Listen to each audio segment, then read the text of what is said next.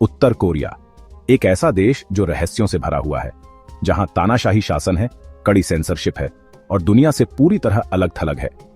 लेकिन क्या आप जानते हैं कि एक समय यह देश दक्षिण कोरिया की तरह ही प्रगति कर सकता था? तो आइए जानते हैं उत्तर कोरिया के इतिहास की पूरी कहानी, साम्राज्यों के युग से लेकर कोरियाई युद्ध, किम शासन और आज तक के संघर्षों की दास्तान। कोरिया की सभ्यता की शुरुआत 2333 ईसा पूर्व में गोजोसेओन साम्राज्य से हुई थी। इसके बाद यह विभिन्न राजवंशों के अधीन रहा, जिनमें सबसे प्रमुख था गोगुर्यो, बैगजे और शिला। गोगुर्यो साम्राज्य 37 ईसा पूर्व 668 ईस्वी उत्तर कोरिया का ऐतिहासिक गौरव। 14वीं से 19वीं शताब्दी तक जोसियन राजवंश जोसेओन डायनेस्टी का शासन रहा। 1910 में जापान ने पूरे कोरिया को उपनिवेश बना लिया और यहां क्रूर शासन चलाया। लेकिन यह दौर 1945 में खत्म हुआ, जब द्वितीय विश्व युद्ध के बाद जापान हार गया। इसके बाद कोरियाई प्रायद्वीप एक नया इतिहास लिखने जा रहा था। 1945 में जब जापान की हार हुई तो कोरिया अमेरिका और सोवियत संघ के बीच बंट गया।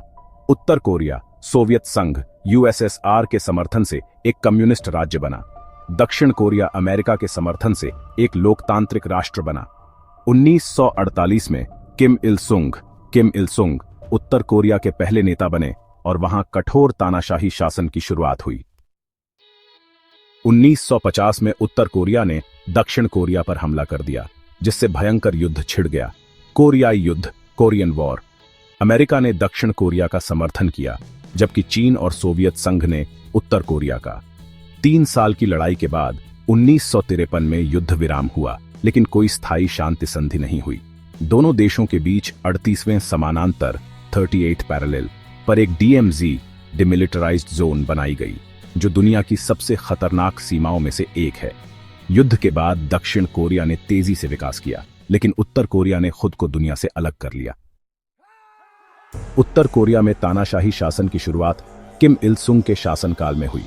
उन्होंने जूचे नामक विचारधारा बनाई, जिसमें आत्मनिर्भरता और बाहरी दुनिया से अलग रहने की नीति थी।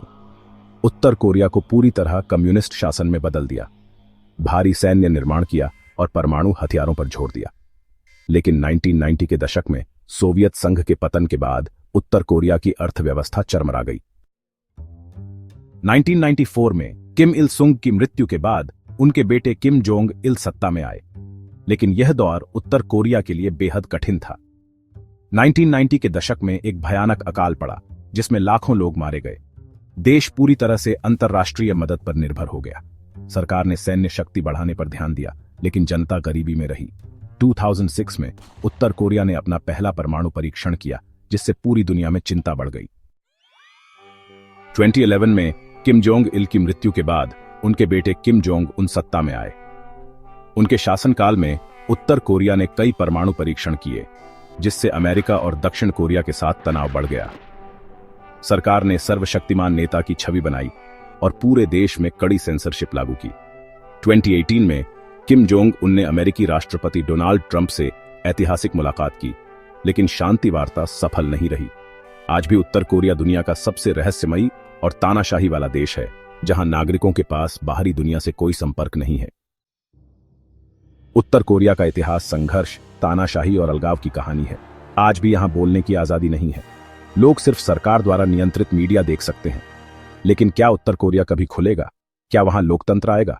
यह तो भविष्य ही बताएगा।